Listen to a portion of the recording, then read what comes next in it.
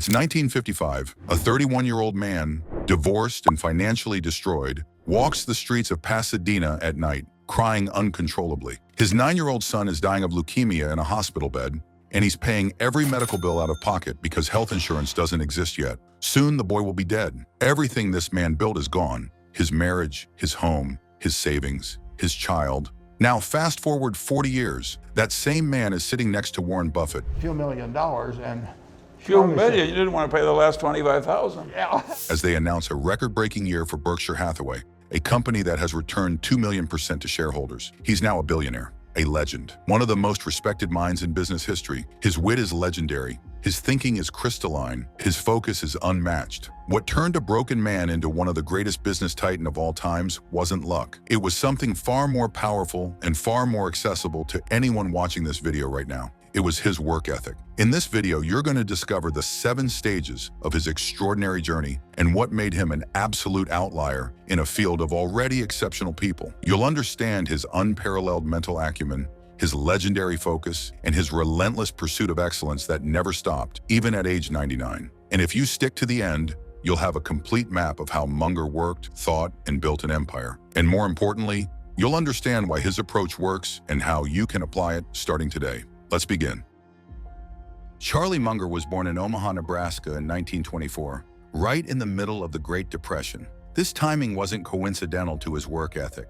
Growing up watching families lose everything, seeing banks fail, witnessing the collapse of false confidence, it shaped how he thought about work and value forever. But here's what made young Charlie different. While other teenagers were focused on survival, he was obsessed with understanding. He worked at a grocery store owned by Warren Buffett's grandfather, but what he really worked on was his mind. He read voraciously, he questioned everything. He wanted to know not just what worked, but why it worked. When World War II erupted, Munger joined the Army Air Corps and trained as a meteorologist. Most people would see this as an interruption to their education. Munger saw it as an expansion. He was learning about systems, about prediction under uncertainty, about the physics of weather patterns. His work ethic, even then, was about building mental models from every experience. Then came the move that revealed his audacity. After the war, Munger wanted to attend Harvard Law School, but he hadn't finished his undergraduate degree. Harvard's dean of admissions rejected him outright. A normal person would have accepted this and found another path. Munger called in a favor from a family friend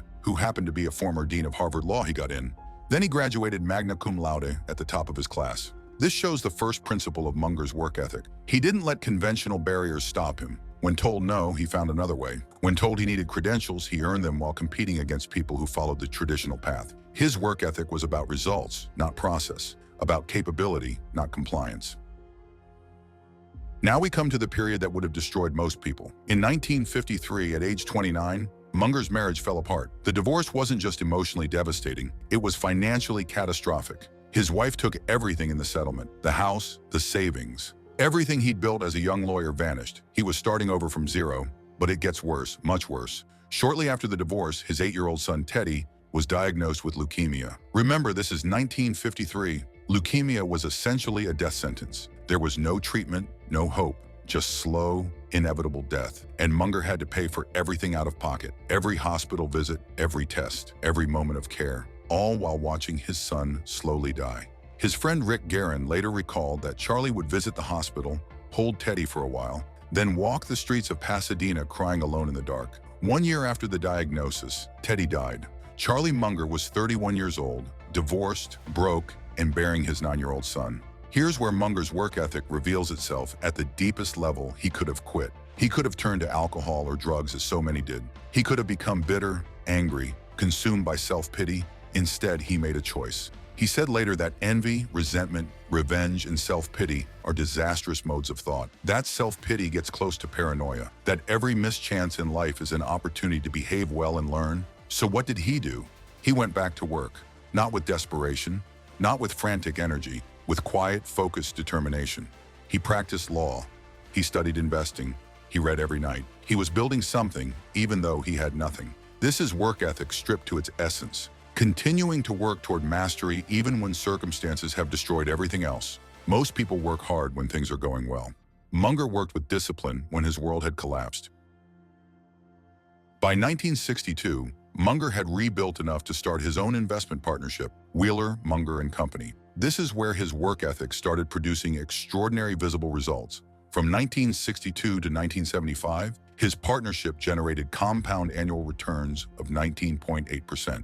During that same period, the Dow Jones Industrial Average returned just 5% annually. Think about that. Almost 4 times the market return, sustained over 13 years. This wasn't luck. This wasn't a bull market lifting all boats. This was a superior approach to work. So what was Munger actually doing during these years? Here's where it gets fascinating.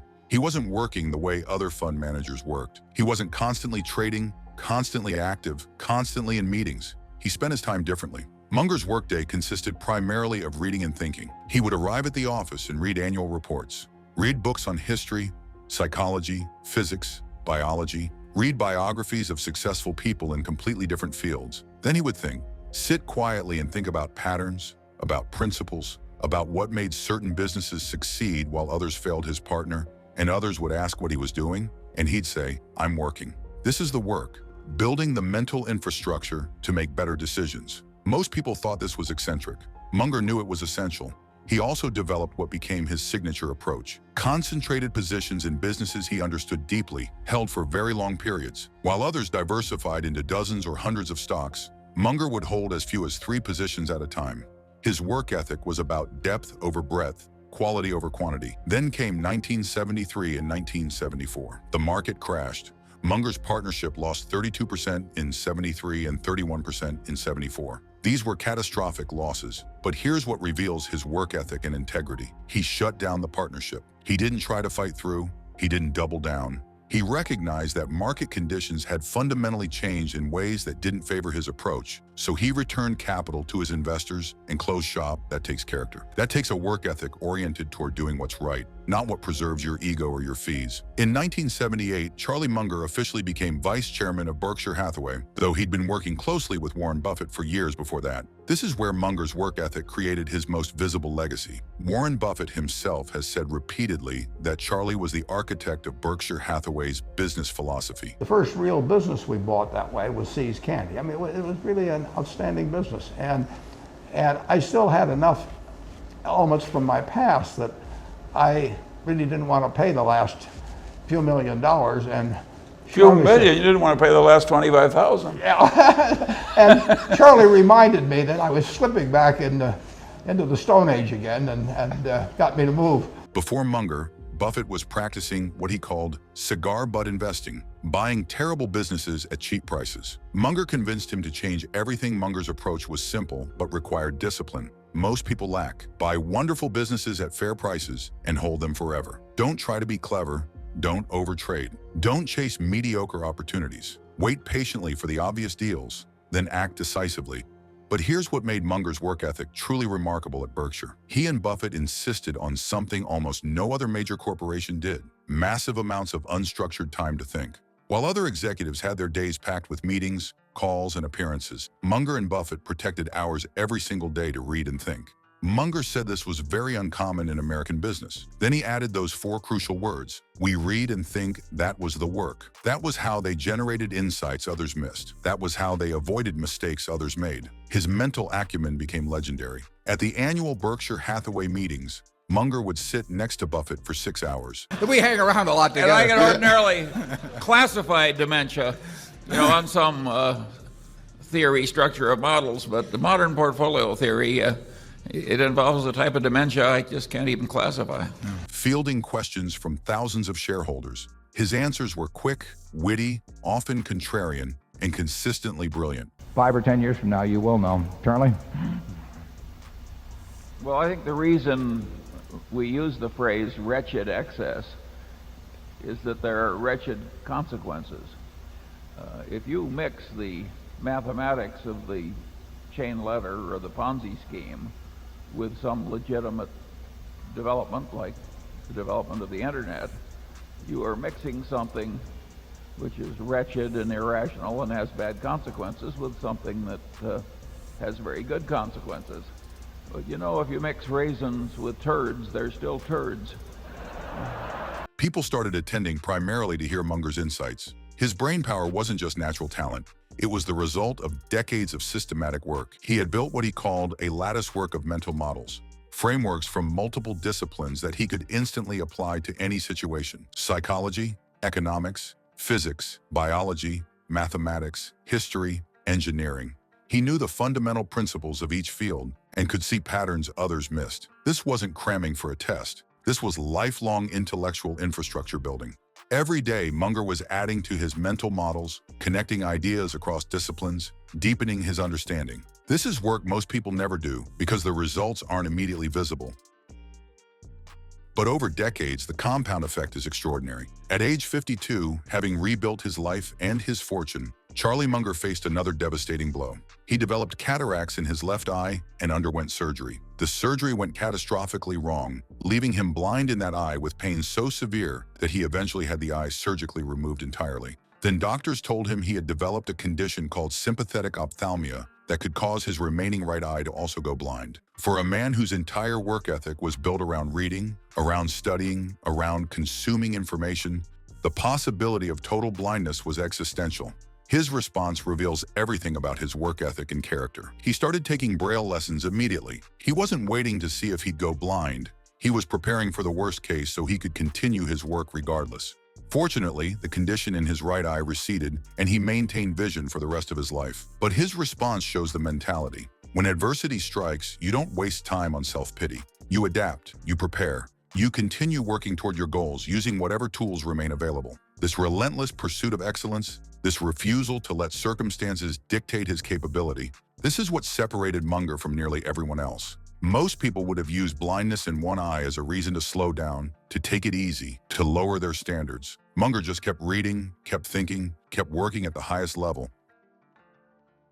As Munger entered his 70s, 80s, and 90s, his work ethic didn't diminish. It evolved. He took on the chairmanship of the Daily Journal Corporation and turned the annual meetings into legendary teaching sessions. He served on the board of Costco, providing strategic guidance for decades. He continued his work at Berkshire, providing the intellectual firepower behind major decisions. But something else happened during these years. Munger became committed to teaching. His speeches at universities, his writing in Poor Charlie's Almanac, his patient answering of questions at annual meetings, these were all part of his work ethic. He believed that the best thing a human being can do is help another human being know more. His wit became famous. At age 95, he was still delivering one-liners that made audiences laugh and think simultaneously. Step out of my bed these days and sit down in my wheelchair. So I am paying some price for old age, but I prefer it to being dead. And whenever I feel... His fast thinking, even in his 90s, stunned people who expected someone his age to be slow or confused. His mind stayed sharp because he never stopped working it. People would ask him about his longevity and success. He always gave credit to his work ethic around learning. He said that in his whole life, he had known no wise people over a broad subject matter area who didn't read all the time. None. Zero. This wasn't motivational speaking. This was observable fact from his experience. Even in his final years, Munger maintained his discipline. Daily reading, daily thinking, careful decision-making, ethical behavior, emotional regulation, the same principles he'd practiced since his 30s, still being practiced in his 90s.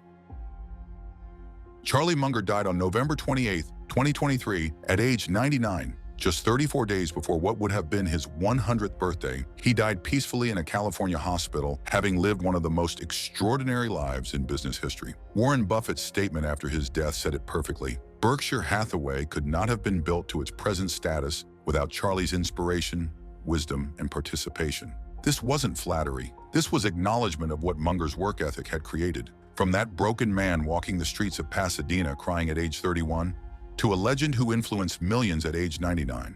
The transformation wasn't magic, it was work. Specific kinds of work, done with specific discipline, sustained over specific periods of time. His work ethic can be distilled into core principles that made him an absolute outlier. First, intellectual work over busy work. Munger spent his time building his mind rather than just using it. Second, quality over quantity in everything. A few great decisions beat 1,000 mediocre ones. Third, multidisciplinary learning. He refused to be limited by one field's tools. Fourth, extreme patience. He waited for certainty rather than acting on possibility. Fifth, ethical behavior as strategy. He deserved what he wanted by becoming worthy of it. Sixth, emotional mastery. He regulated his responses even through tragedy. Seventh, compound consistency. He did the right things daily for decades. These principles sound simple, but executing them requires the kind of discipline most people never develop. That's why Munger was an outlier. Not because the principles were secret, but because he actually lived them. His renowned work ethic, his praised wit,